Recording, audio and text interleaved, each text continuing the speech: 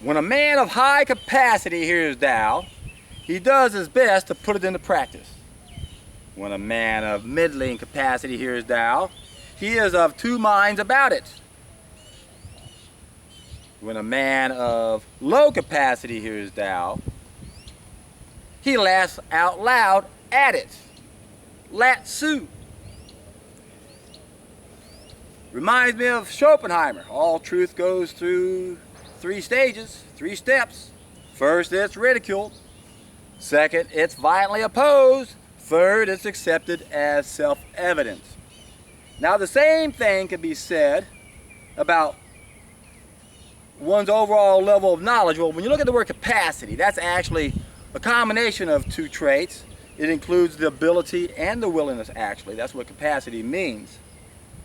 But if you don't have the knowledge of certain facts, and if you're not open to question some of your beliefs, you're not going to be able to understand why some people act the way they do.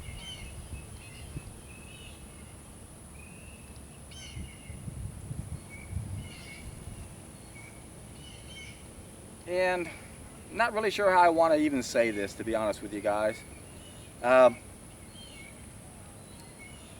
I know most of y'all mean well. You really do, you really do, you really do.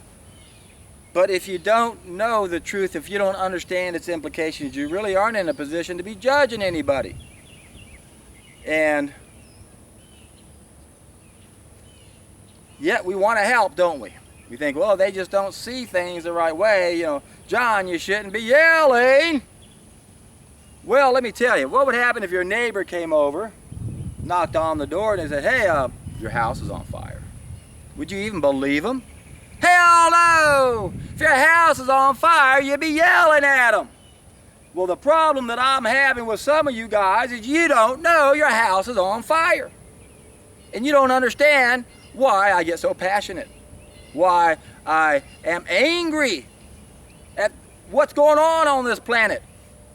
We're too complacent. Oh, just accept it. Bullshit. I ain't gonna accept this shit. I'm tired of it.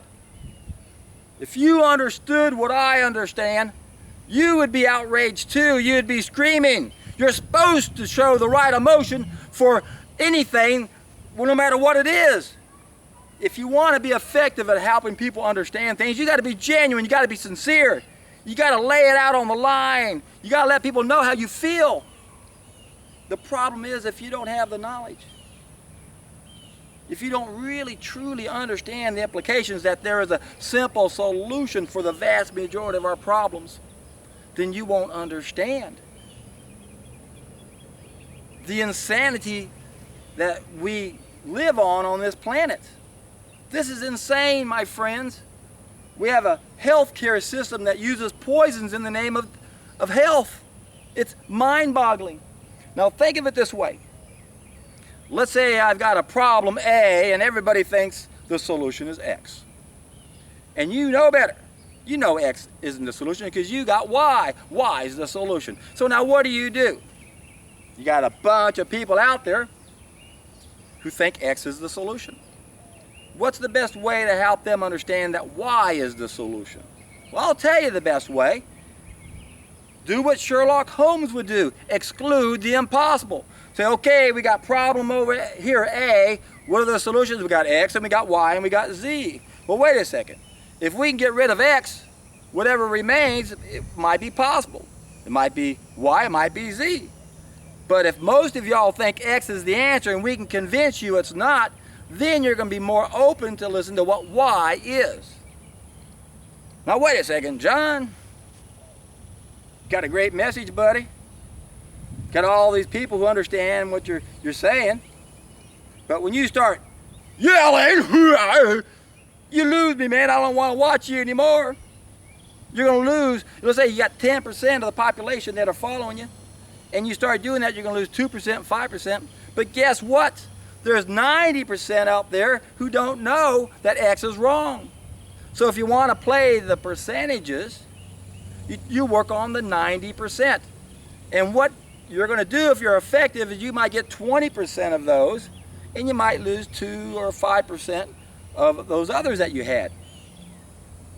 or you know what I'm saying. Not 2 or 5% of the 10%, but 2 or 5%.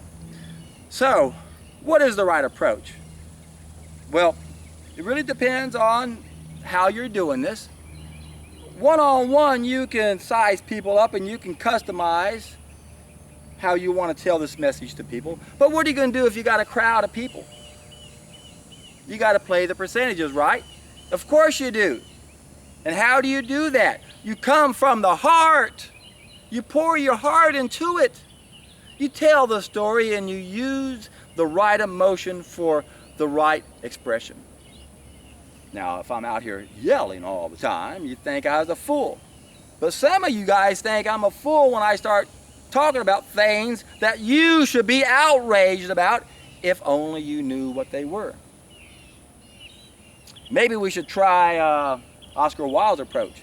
If you're going to tell people the truth, you better make them laugh first or they're going to kill you. I like that approach. Casey, you got a good idea, buddy. I've often thought about changing my whole approach. Just become a comedian. A lot of humor in what I do, if I come at it from one angle, if you know what I'm saying. I'm very open to suggestions. I really am. But when you're not even doing what I'm doing, if you're not out there trying to help people and get this message out, are you really qualified to give advice on how to do that? Again, I like all feedback. And I'm at a point, and I've been at a point for a long time, where it's like the 3 steps or stages of truth. You're going to get so many people laughing at you. They're going to ridicule your message. You got to accept that. Don't let it get you discouraged for you trim tabs out there sharing this message. You got to look at it like a sales presentation. In sales, you can't sell everybody. No one sells 100%. It's always going to be a certain percentage. 10%, 20%, maybe 25%. And that is assuming you already got the lead initially. If you cold call the lead, you might have a 10% there and another 25% there. So your overall yes percentage is very low.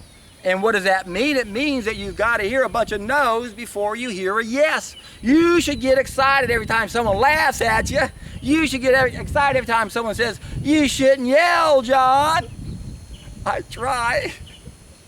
I've tried my hardest to endure some of these commenters. And how do I do it? I just told you right there. You have to accept it. It's part of the journey. You have to accept, while you're on the hero's journey, you're going to get a lot of ridicule, you're going to get a lot of no's, you're going to get a lot of people who aren't interested, and this isn't easy for some personality types. And I really don't have that personality type that has a thick skin that can handle a bunch of no's and not take it personally. But I have a passion. I have a calling. When I found this knowledge 27 years ago, I knew this was the knowledge I'd been looking for ever since I was 13. When I knew I had a calling to do something. But I had no idea what it was. It was just a matter of time, though, that I finally found a raw vegan diet. And then I found the natural hygienist. And it was really exciting to see what they were saying, because they were doing what I was trying to do. I was looking for all the pieces of the puzzle, and natural hygiene tries to do that. Unfortunately, they're limited to only one group of needs. They understand knowledge of how to live, but they really lack, most of them do, or at least they lack the ability to articulate it, knowledge of how to adapt. And you see that a bunch in the natural hygiene movement. In fact, quite a few people died because they didn't understand the damage that's been done, and now we have another group of needs. So they were thinking, I'm foolproof, I'm satisfying my needs, but there's another group of needs we have to satisfy. And that's what makes it complicated. Luckily, however, in 90% of the cases, for a lot of us, that's an interesting statistic, for older people maybe, you younger people are much sicker than we are, because our food has been getting worse and worse, but I used to use that number 90% in pretty much most cases. If you just remove the primary causes, that's all you have to do.